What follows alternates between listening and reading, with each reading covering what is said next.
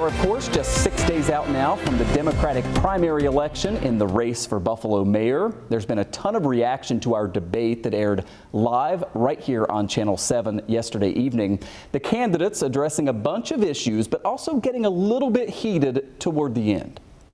We could all agree, Buffalo deserves better. If you want more of the same, this is what it is, because this process was not fair. The senator, I want to be very clear, has lied, continued to lie, and will continue to lie about me for the next 7 days. Each of these people are responsible for how the system is currently. If we want the same old things that we've had, then we'll continue to do the same things we've done, and it won't help the east side, it won't help the west side.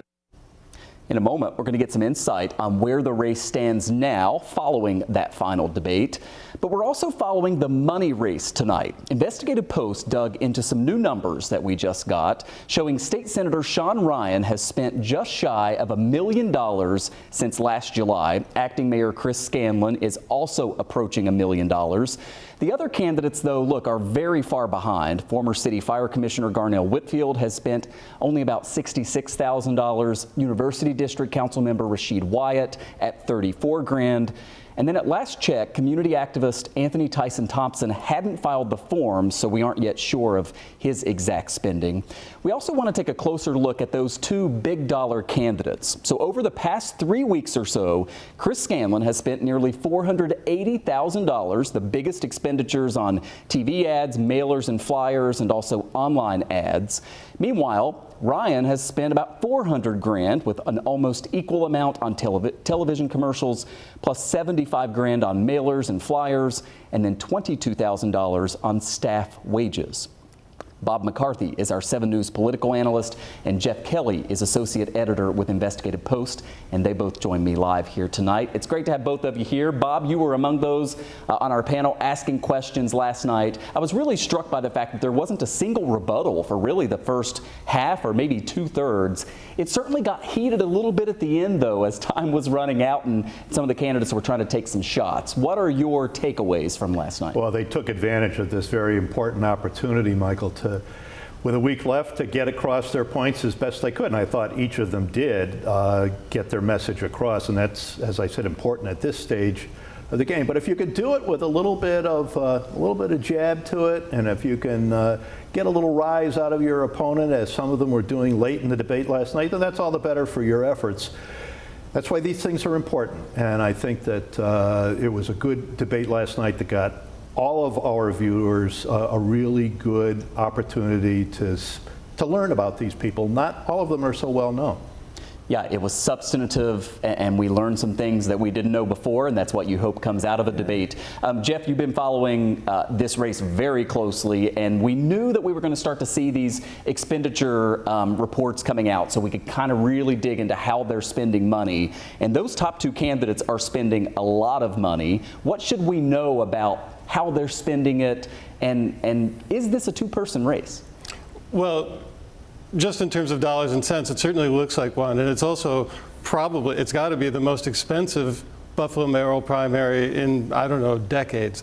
It's over $2 million between the 5 candidates, and almost all of that is from the 2 frontrunners, from Sean Ryan and acting Mayor Chris Scanlon. They're each, as you pointed out, approaching $1 million, and that's as of last week. It also doesn't count whatever independent expenditures might materialize in the coming days. There's already been one from a group in Albany on behalf of Scanlon, a text message campaign. We don't know how much that cost yet. We'll find out eventually. And we're bound to see lots more mailers and lots more TV ads and other kinds of advertising over the weekend. Yeah, 6 days away, that's a lifetime in politics. Although, you know, just in talking with the candidates last night and their campaigns, I mean, they're obviously all exhausted. They've been living and breathing this for a long time now. Bob, after the debate last night, do you think anything in the race changed? Did the dynamic change at all after last night?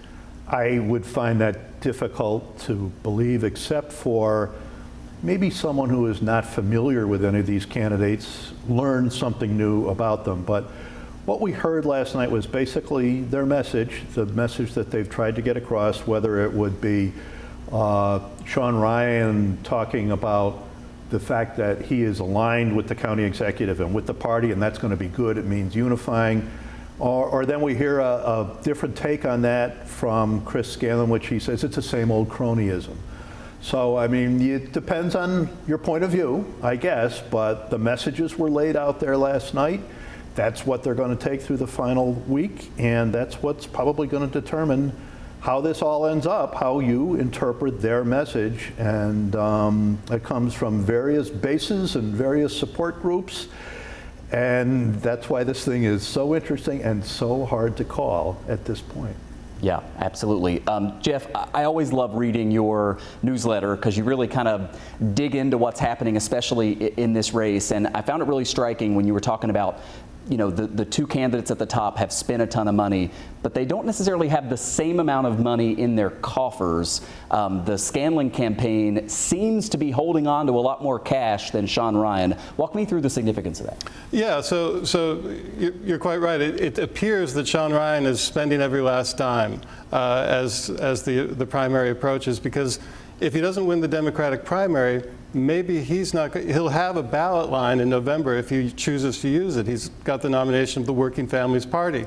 But maybe he won't campaign into November if he doesn't have the Democratic nomination as well.